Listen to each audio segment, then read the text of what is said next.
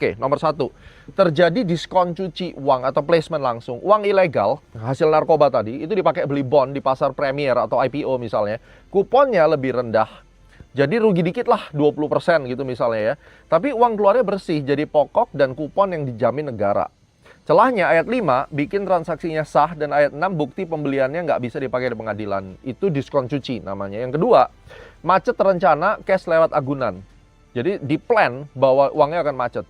Dia beli bond nih,